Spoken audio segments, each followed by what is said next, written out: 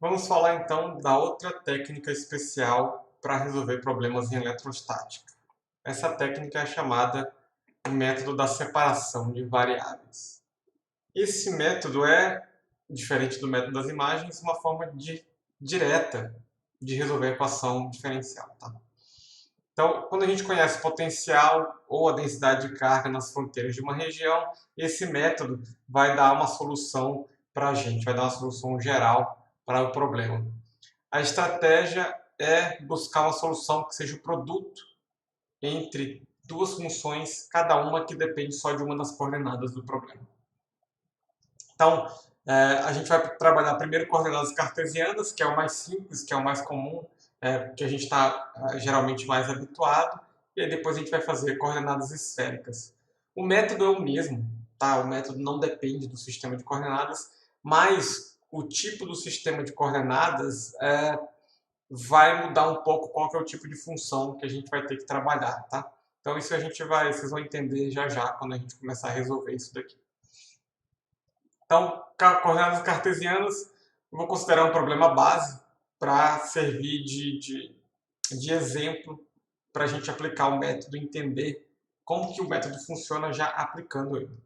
Então, dois planos aterrados, dois planos condutores que estão no potencial zero, e aí eu coloco uma fita entre eles, que está isolada deles, e que tem um potencial constante ou um potencial qualquer, uma função de y. Então aqui vai ser um V0 de y. Tá? Então o potencial aqui embaixo, nas linhas de baixo, são diferentes do potencial nas linhas de cima. E aí eu tenho dois planos aqui que vão estar no potencial zero. O que eu quero saber é como é que é o potencial nessa região entre as duas placas. Tanto faz para um lado ou para o outro. Tá?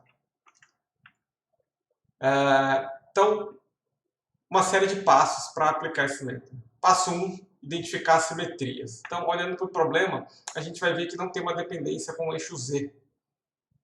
Qualquer que seja o plano XY que eu pegar, para qualquer valor de Z, né, variando aqui no plano XY, o problema vai ser exatamente o mesmo. Então, esse é um problema 2D, é um problema em X e Y. E isso vai ser quase sempre o caso aqui. Por isso que esse é o passo 1, por isso que ele é importante. Já de cara você elimina uma coordenada do seu problema. Tá? Já tira a coordenada Z, não vou mexer com Z, só depende de X e Y. Já facilita o problema bastante para a gente. Então, passo 1, identificar as simetrias do problema. Passo 2, agora que eu já eliminei uma coordenada, eu escrevo a equação diferencial e escrevo quem são as condições de contorno. Bom, em coordenadas cartesianas, Laplaciano de V igual a zero, fica escrito assim. De novo, a gente está usando o Laplaciano de V igual a zero porque na região onde eu pretendo calcular o campo e o potencial não tem cargas, né? Então ρ é igual a zero, sempre, em todos os pontos. Quais são as condições de contorno? Vamos lá, temos 4 aqui. Para V igual a zero, na verdade, assim, para y igual a zero, o potencial é zero. Então, o potencial é zero em y igual a zero. Então, no plano y, né, eu pego a coordenada y igual a zero, ou seja, no plano xz para y igual a zero, o potencial tem que ser zero, que é esse plano aqui que está aterrado, né, falando do problema. E aí o mesmo vale para y igual a a. Então, um plano xz, só que na altura y igual a a, o potencial vai ser zero também, eu estou naquele outro plano que está aterrado. As outras duas condições de contorno bom, para x igual a zero, então agora eu pego a coordenada x e venho aqui para zero, o potencial tem que ser aquela função lá, v0 de y. Né? Então, em toda aquela fita, em toda aquela faixa, o potencial vai ter que ser assim. Isso é uma condição de contorno. E para x indo para infinito, ou seja, eu estou me afastando desse plano yz, eu estou indo lá para longe, o potencial tem que cair para zero, porque eu estou muito longe da fita. Certo? Então, equação diferencial e as condições de contorno. Passo 3, então eu vou agora usar a parte que é realmente do método, que é buscar uma solução que é o produto de duas funções. Então, aqui que vai aparecer a diferença entre os tipos de coordenada. Tá? Aqui, no caso, coordenadas cartesianas vai ser, não é exatamente aqui, né? Os outros vão ser parecidos, mas é a partir daqui que começa a surgir a diferença. Então eu vou ter uma função x que só depende da coordenada x e uma função y que vai só depender da coordenada y. Essa solução, essa escolha vai restringir bastante o tipo de solução que a gente vai poder observar. Mas, de novo, a gente tem um teorema da unicidade que diz, se você encontrar uma solução, ela é a solução do problema, não tem outra solução, é só essa. Ok? Então, passo 4, eu vou pegar essa solução desse tipo aqui e substituir na minha EDO. Então, lembrando, a minha EDO é essa daqui, eu substituo essa solução. Então, veja, a função y não depende de x, então ela sai aqui, e o mesmo acontece com a função x, ela não depende de y, então sai aqui. Eu vou ficar com uma equação desse tipo aqui. E aí, agora a gente entra com a parte da separação de variáveis. Eu vou separar a minha equação em dois termos. Um que só depende de x, um que só depende de y. Tá? Como que a gente faz isso a partir dessa equação que a gente tem aqui? Aqui, eu não sei como é que está aparecendo mais. A gente vai dividir pelo potencial V de xy. A gente divide por esse produto aqui. Então, eu vou ficar y sobre xy, vai dar simplesmente, a função y cancela, vai dar 1 sobre x. Então, eu divido dos dois lados pela solução.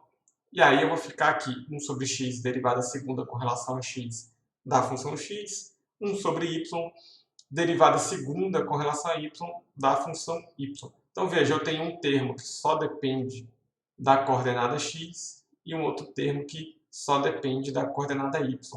Eu reduzi a minha equação a isso daqui agora. E aí a gente pode olhar para essa equação de uma forma um pouco diferente. Eu vou olhar, isso aqui é uma função de x, uma função f de x, mais uma função diferente, tá? Uma função g de y, e isso tem que ser igual a zero. Tá? Esse aqui é um ponto-chave, olhar para essa equação assim é um ponto-chave. Por quê? Porque agora a gente percebe o seguinte, tem duas funções que são funções diferentes e que dependem de variáveis diferentes.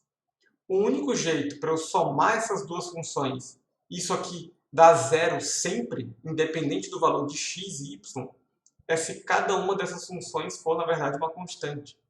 Veja, porque elas dependem de variáveis independentes. Elas são funções de x, então o x varia aqui independente do y. Então não tem como eu garantir que para qualquer valor de x e y isso aqui vai dar zero se isso, sei lá, for uma função seno e outra função seno, por exemplo.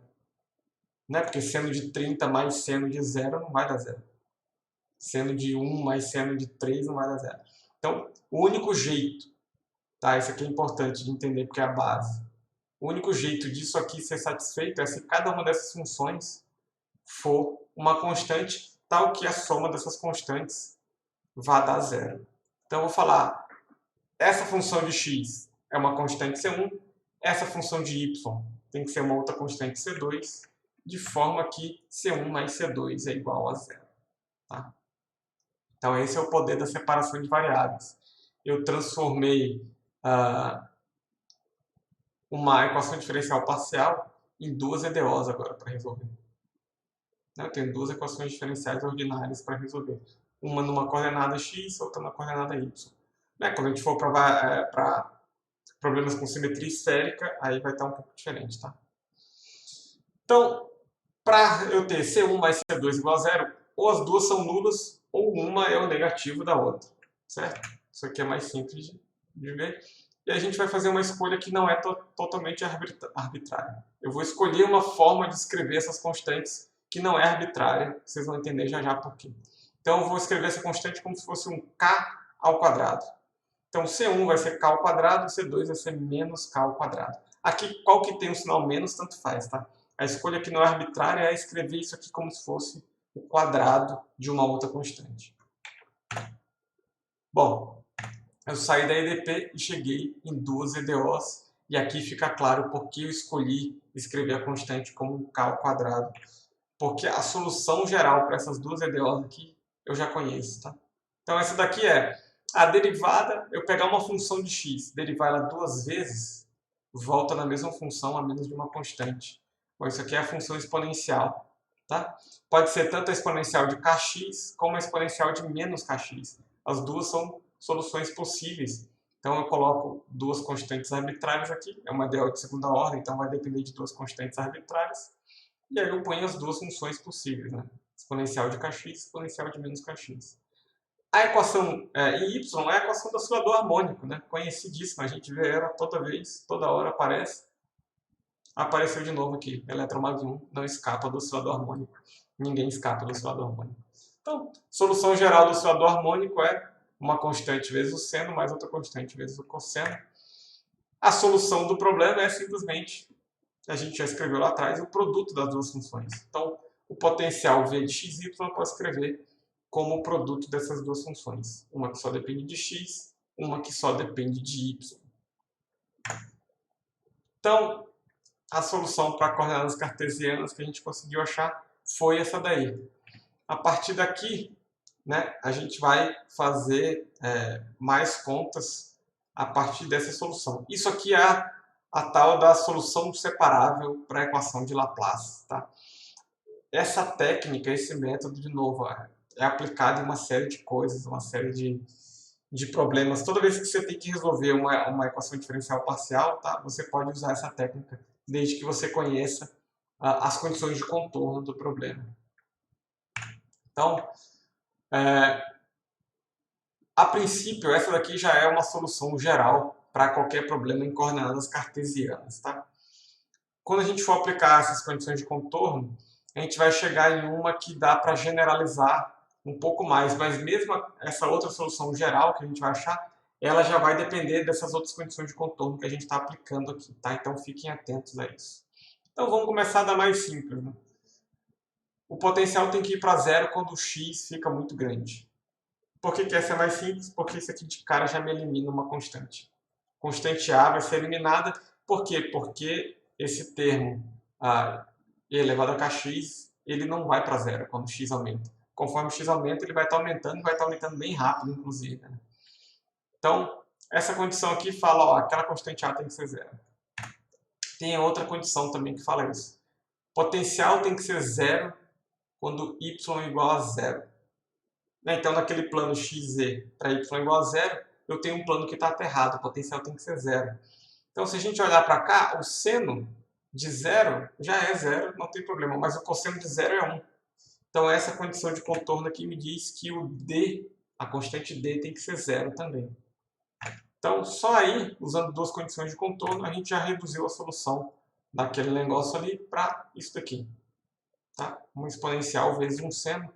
Por simplicidade, eu vou renomear a constante. Né? Eu tenho uma constante b vezes c. Tanto faz, é um número. Então, eu chamo ele de outra coisa. Chamei de c' só para facilitar. Então, eu vou chegar aqui, o meu potencial é c' elevado a menos kx seno de ky. Tá? Então, vamos aplicar as outras condições de contorno. V igual a zero para y igual a a. Então, é o outro plano em cima que está aterrado aqui. Bom, eu vou ter que, se o c' não é zero, né, se o c' for zero, a minha solução é tudo zero, o potencial é tudo zero.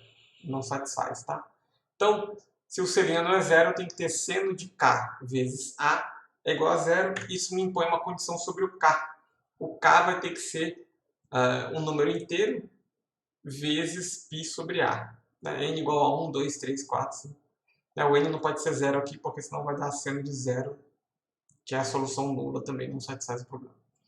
Então, essa condição de contorno impôs uma condição sobre o k. Então, eu vou reescrever a minha solução desse jeito aqui, lembrando que o k que multiplica o x também é afetado, tá? Lá atrás, esse é o mesmo k. A gente chamou lá k ao quadrado e colocou na DO. Então, é o mesmo k, então afeta os dois k. O que multiplica o x e o que multiplica o y, porque é o mesmo k. E aí vem a última condição de contorno e vem aquela generalização a mais que eu falei para vocês. Bom, a última condição de contorno fala que o potencial tem que ser igual àquela função de y para quando eu tiver x igual a zero.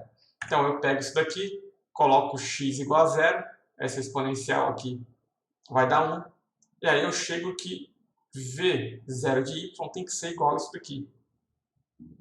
Mas pera, eu não posso impor qual que é a função. Essa função é uma função geral que o problema dava, tá certo? Eu tinha que ter uma condição de escrever qualquer função. Então a gente vai usar uma propriedade né? Eu quero uma V0y qualquer. Então a gente vai usar uma propriedade. A equação de Laplace é uma equação linear, ou seja, não tem nada ao quadrado. Tá? Derivada segunda não é derivada ao quadrado, pelo amor de Deus. Não façam isso. Então, se é uma equação linear, a soma de soluções, né, a combinação linear de soluções, também é uma solução. Então eu vou escrever a solução geral como uma combinação linear de várias soluções, tá certo? Eu vou variar esse n aqui, e aí para cada n diferente eu vou ter uma constante diferente. Então eu vou somar n igual a 1, de novo não tenho n igual a 0, já expliquei por quê. Eu vou somar de n igual a 1 até infinito e falar, essa aqui é a solução geral. Tá? Essa é a solução geral do problema em coordenadas cartesianas. Cuidado! Essa solução geral aqui, ela já tem embutida aquelas condições de contorno que a gente colocou lá atrás, que podem não ser as mesmas para problemas diferentes. Mas, em geral, o que vai acontecer é que a gente vai chegar numa condição de contorno dessa, se tiver uma função, a gente vai ter que fazer essa série aqui, escrever a função solução como uma série, como uma soma de soluções, tá? Bom, a condição de contorno C, então, vai ficar o seguinte, V0 de y tem que ser igual ao somatório, né, tem que ser igual a isso daqui com x igual a 0.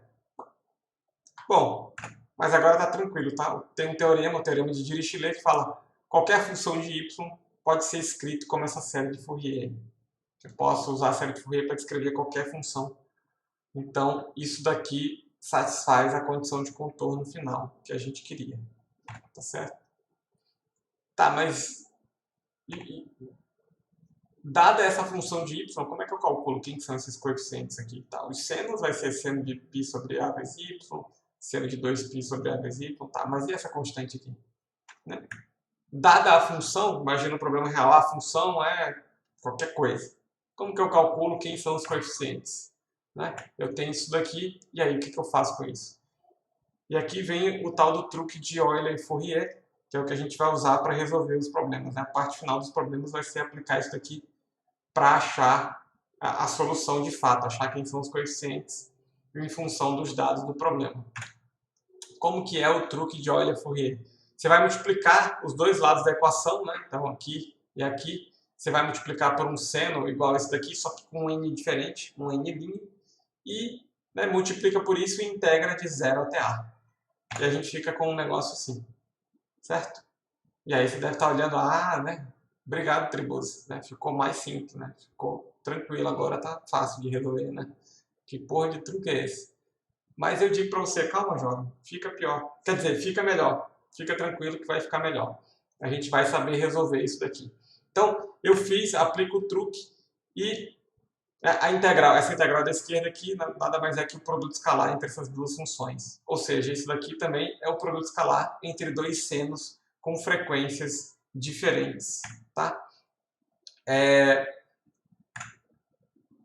Os senos, a família das funções senos com frequências diferentes formam um conjunto de funções ortogonais.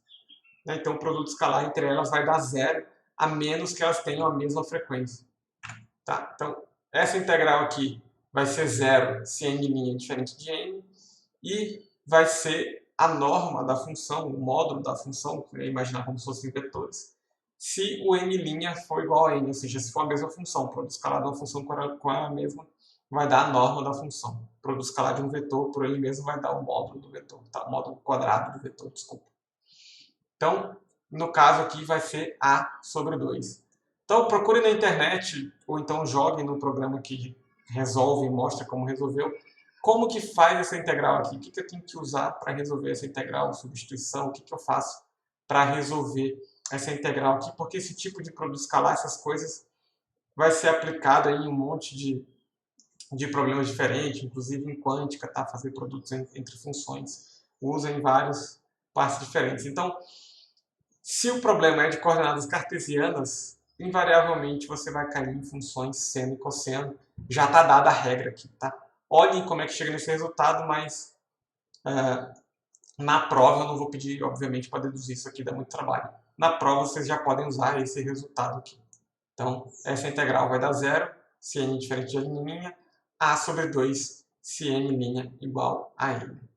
Então, vejam, vamos voltar aqui Então, essa integral aqui vai dar 0,0000. Veja, eu estou somando em n. O n' é fixo. O n' é fixo. É uma coisa só. E aí eu vou variando esse n aqui. 1, 2, 3, 4, 5, 6, 7. Vai dar tudo zero. Essas integrais vai dar tudo zero. 0, 0, 0, 0. Só para um n dessa somatória aqui, que isso aqui vai dar um a sobre 2. Tá?